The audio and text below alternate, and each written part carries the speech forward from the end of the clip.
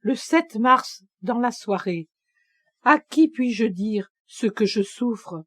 À personne sur cette terre, car ce n'est pas une souffrance de la terre, et elle ne serait pas comprise. C'est une souffrance qui est douceur, et une douceur qui est souffrance. Je voudrais souffrir 10 fois, 100 fois plus.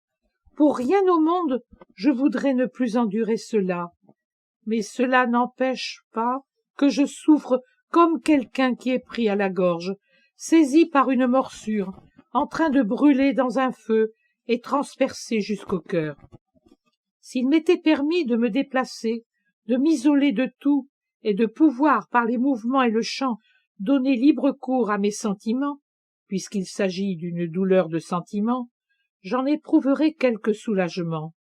Mais ni les mouvements, ni l'isolement ne me sont permis, et je dois serrer les lèvres pour ne pas jeter ma douce agonie en pâture aux curieux.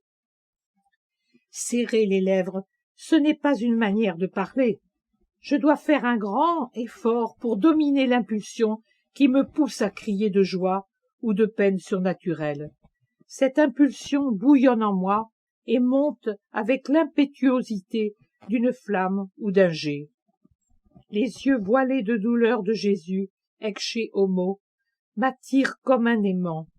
Il me fait face et me regarde, debout sur les marches du prétoire, la tête couronnée d'épines, les mains liées sur son vêtement blanc de fou par lequel ils ont voulu se moquer de lui, alors que, en fait, ils l'ont revêtu de blanc, comme cela est digne de l'innocent. Il ne parle pas, mais tout en lui parle, m'appelle et demande. Que demande-t-il? Que je l'aime. Cela je le sais, et je le lui donne jusqu'à me sentir mourir, comme si une lame me perçait le cœur. Mais il me demande encore quelque chose que je ne comprends pas. Je voudrais le comprendre, c'est là ma torture. Je voudrais lui donner tout ce qu'il peut désirer, quitte à mourir de douleur, mais je n'y arrive pas. Son visage douloureux m'attire et me fascine. Il est beau quand il est le Maître ou le Christ ressuscité. Mais le voir ainsi me donne uniquement de la joie, un amour profond que ne peut dépasser celui d'une mère pour son enfant qui souffre. Oui, je le comprends.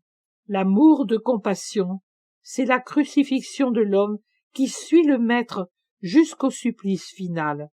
C'est un amour despotique qui nous empêche de penser à autre chose qu'à sa douleur. Nous ne nous appartenons plus. Nous vivons pour consoler sa torture, et sa torture fait notre tourment au point de nous tuer, et ce n'est pas une simple métaphore.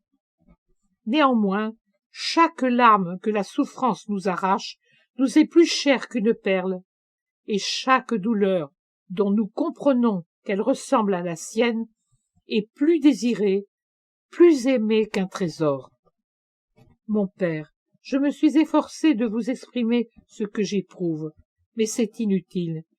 De toutes les extases que Dieu peut m'accorder, celle de sa souffrance sera toujours celle qui me portera au 7e ciel.